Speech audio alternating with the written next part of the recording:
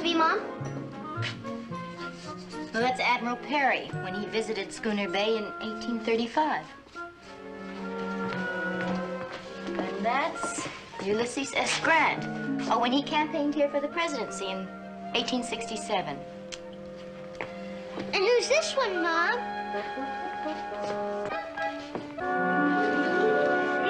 That's the museum guard. Don't wake him. What's that? Well, that was the anchor on John Paul Jones' flagship. It's now in Norrie's restaurant. Hey, Mom, that looks like a ship's wheel must have been. That's also decorating a wall at Norrie's. Why'd you bring us here, Mom? There's more of the museum at Norrie's. I know, but Claymore asked me to meet him here, and I thought you'd like a little refresher course in Schooner Bay history. Sure is run down. For a year now, it's been closed down. But Claymore says they're going to restore it. Let's go look at some of the other ship models. Okay. Don't touch anything.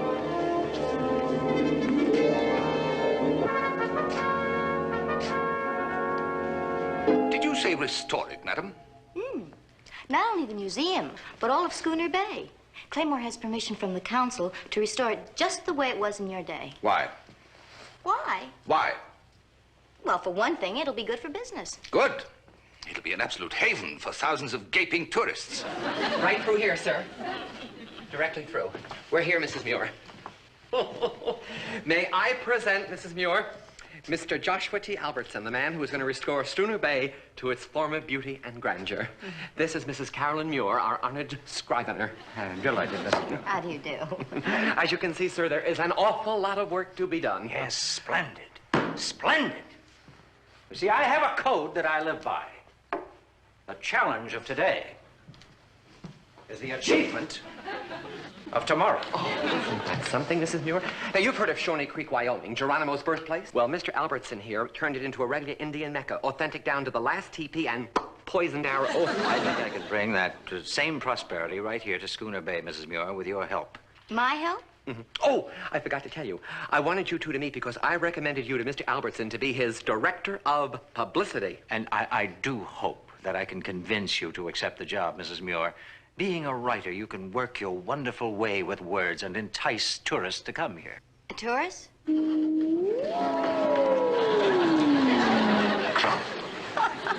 It came loose. It felt right off the wall. Well, don't worry. Mr. Albertson will fix that along with everything else. When folks see his Shawnee Creek of the East, Mrs. Muir, every man, woman, and child will be overcome with wonder and delight.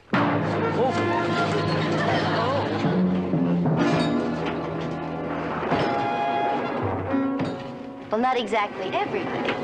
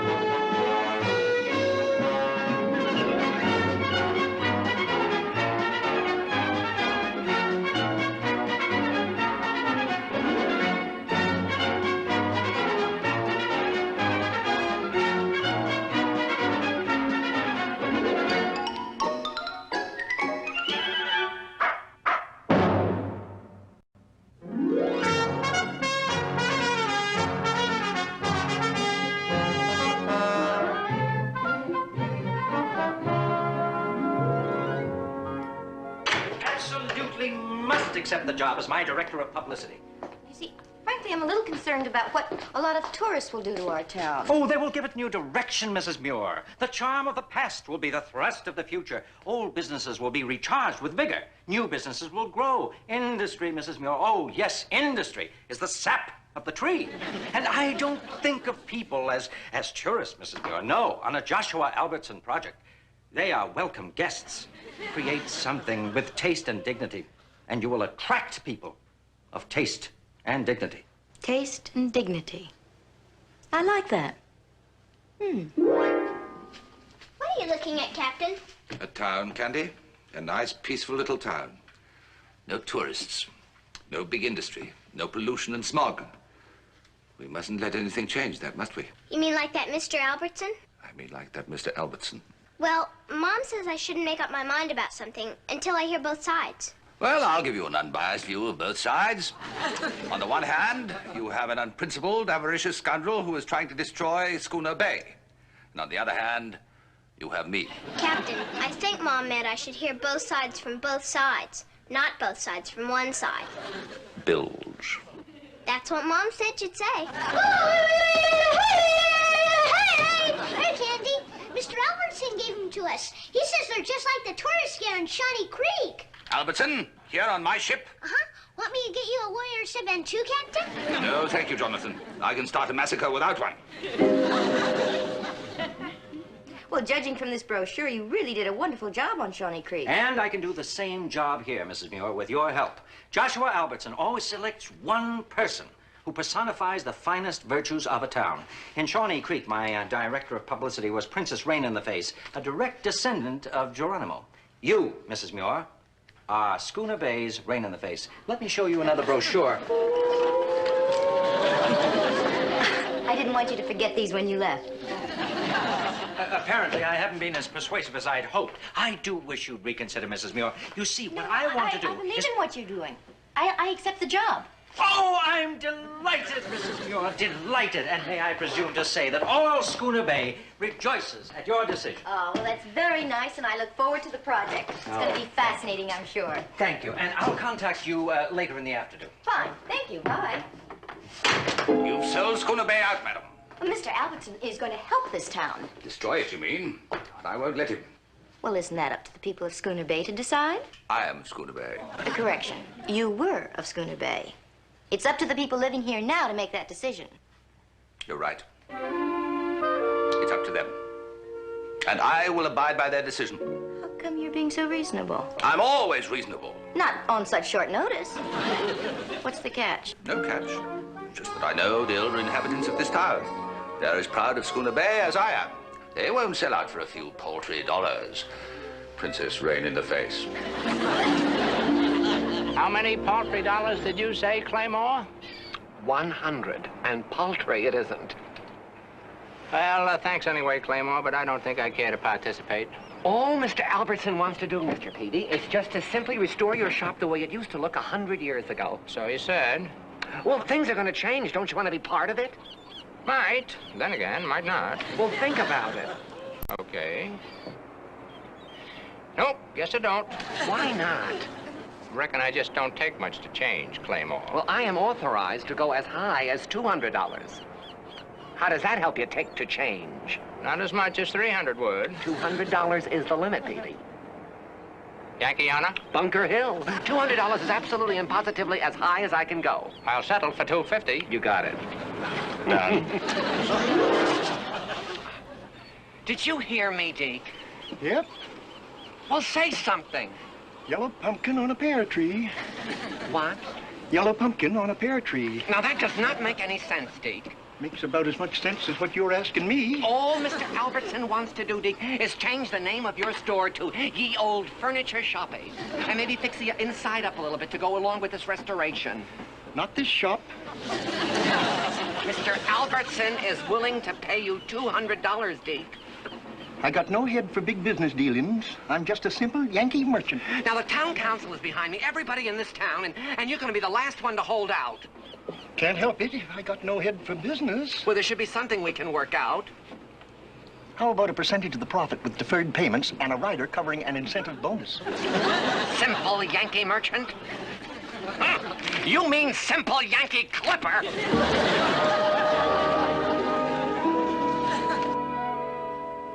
What's interesting on the horizon, lad? All clear to port, sir. All clear ahead. Sign going up to starboard. Sign? What sign?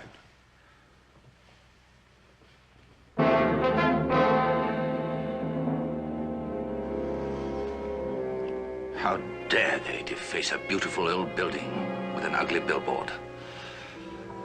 Well, I may not be able to stop the restoration, I can certainly slow it down. Let's get those corners nice and secure. Let's move it, men. Haste, haste, and don't waste the paint. I'll be right back.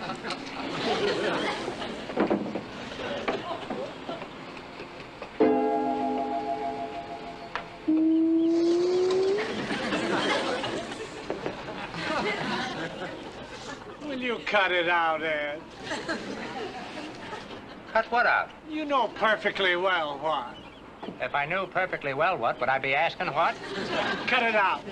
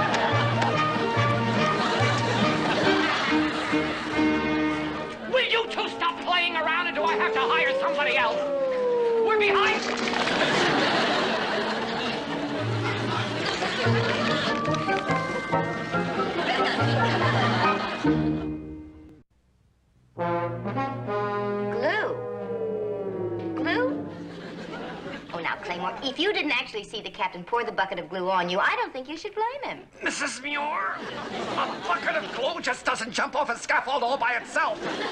No, sirree, it was the captain. Mrs. Muir, he is trying to scuttle the restoration. Oh, now, Claymore. Mrs. Muir, you've got to talk to him. Mrs. Muir, he will listen to you.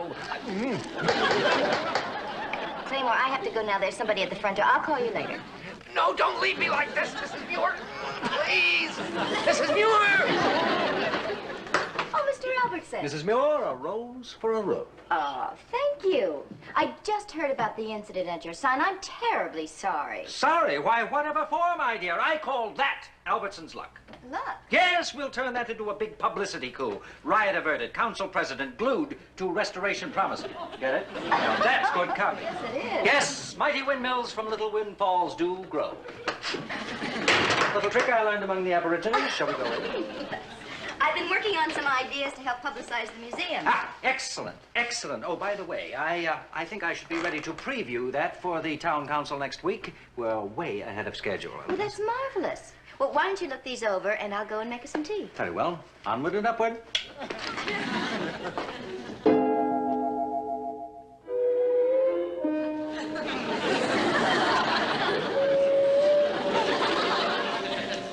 Oh, yes.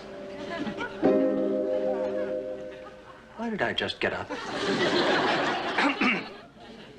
Oh, I beg your pardon. I didn't hear you come in. Are you Mr. Muir? Well, certainly I'm not.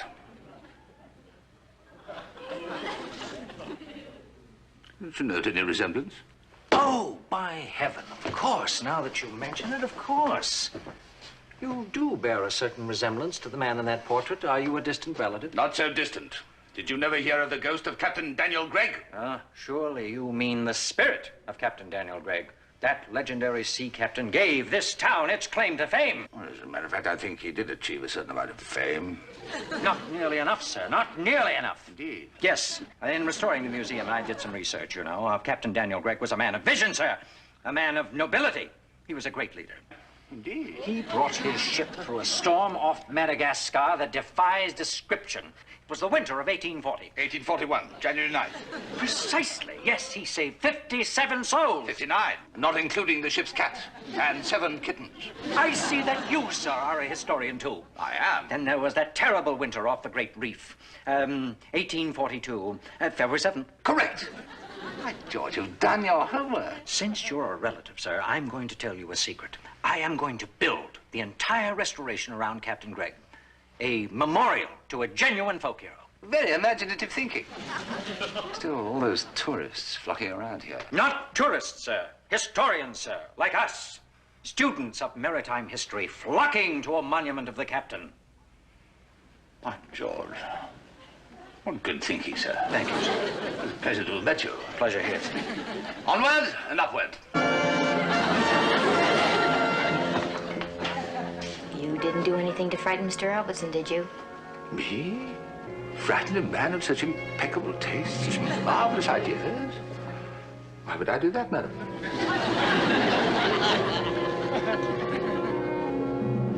One thing I can't stand is a sly ghost. And so, with the cutting of this ribbon, you, my distinguished colleagues of the town council, will have the honor of being the first to cross this threshold and witness how Mr. Joshua T. Albertson has rolled back a page of history and given us the glorious past of our beloved Schooner Bay. Mr. Albertson, the scissors.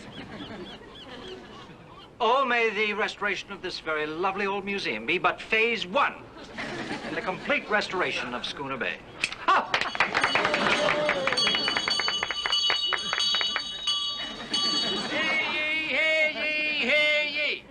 Ye old town of Schooner Bay welcomes ye members of the town council.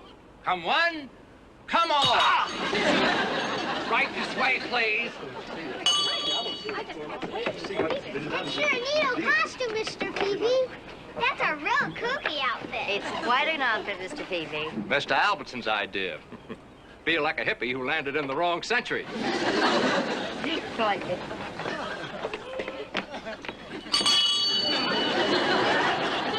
Hey, all the empty spaces are gone. Yeah, they put stuff in them. Now, this is the way a museum should look. Friends, neighbors, gather around.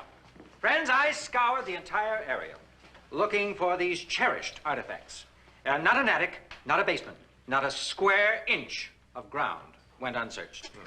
This noble cannon, for example, I found rusting, and I say rusting, down by Fisher's Creek. Oh. Now, it is completely restored. And this binnacle, John Paul Jones' binnacle, I found on McPherson's fishing barge. Excuse me. That wheel cost me 5 lobster dinners before I could convince Norrie to part with this magnificent relic. Oh, Mrs. Muir, isn't it beautiful what he's done? I tell you, I am so thrilled. What a red-letter day for our beloved Schooner Bay. As I told you, madam, a man of impeccable taste. Who told who, Captain? Well, all right. I told you after you told me. Friends, your smiles of pleasure are about to turn into gasps of delight. Hey, come along, son. I have a little surprise in store. Son, I want you to put this coin in that slot. Ready, aim, fire! Dig in, it's buttered and it's soft. Our antique cannon a popcorn machine? Ingenious, no? No. Now I want to show you a clever little trick that I used in my Shawnee Creek restoration. There I did it with Geronimo's war drum. Here in Schooner Bay, I've done it with John Paul Jones' binnacle. Little lady, if you will, the coin. In the slot. Very good. A refreshing soda pop for the little lady. I don't believe it. I just don't believe it. Well, there is one thing you can say about this museum, Mrs. Muir. No one will go away hungry or thirsty. And now, the ship's wheel from Admiral Perry's flagship. If the Admiral could see it now. Don't get beyond this line, kiddies. This one's for the grown-ups. First, you select your number.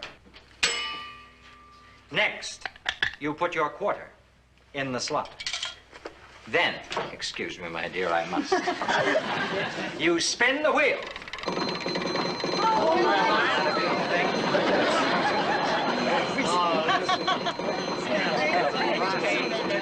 George. A slot machine?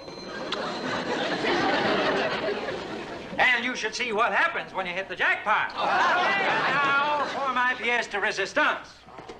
This restoration is dedicated to a great hero, a man who was the tireless leader in the founding of Schooner Bay, Captain Daniel Gregg.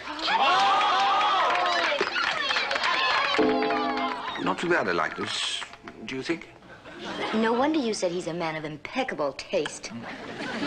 This lifelike figure of Captain Daniel Gregg, who so proudly served Schooner Bay in days of yore, will now be serving the many tourists who will bring prosperity to your beloved town. And when I say serving, I mean serving.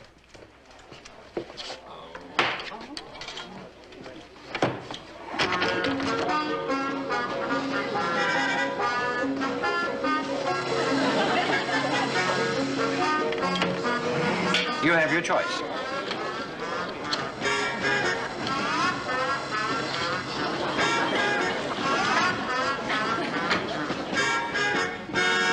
Pie or pizza? That infamous scoundrel! Mr. Albertson? Mr. Albertson, this is just outrageous. You've turned our museum into a sideshow. A sideshow? I think it's terribly clever. The tourists will just love it. I have even more ingenious plans for the rest of Schooner Bay. Claymore? Claymore? Look out, you kids. You've got to do something. You're president of the council. Now do something. Well, what can I do, Mrs. Muir? I have signed contracts. My hands are tied. Well, mine aren't. Phoebe! What's happened to my popcorn machine, Phoebe? It's all right. It's all right. Calm down, everyone. Calm down.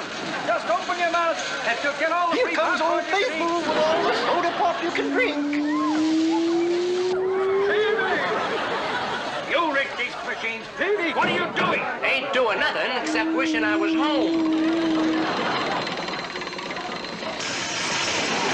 Greg, you were in charge of all this. I blame you. Now for my pièce de résistance. This is sabotage! Sabotage! I don't need this town or anyone in it! I may restore Pennsylvania or Philadelphia or San Francisco.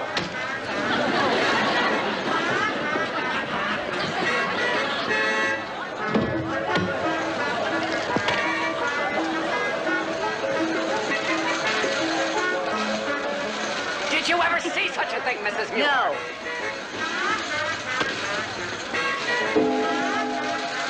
Well, I only have one thing to say to you, Captain. Thank you. And I have only one thing to say to all of you. Duck!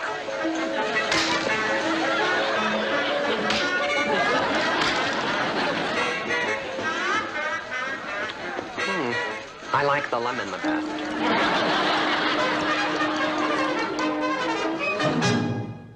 And so, Mrs. Muir, the council has appointed me to be in charge of the balance of the restoration. And I, in turn, am appointing you to continue in your post as directress of publicity. Oh, thank you, Claymore. But I'm afraid we still have a problem with the captain and the tourists. Well, I guarantee it, Mrs. Muir, there will be no touristy gimmicks. Naturally, we'll only have a few tourists. Now, the captain couldn't object to that, could he? One thing about the captain, Claymore, he'll always give you a direct answer. It's terrible.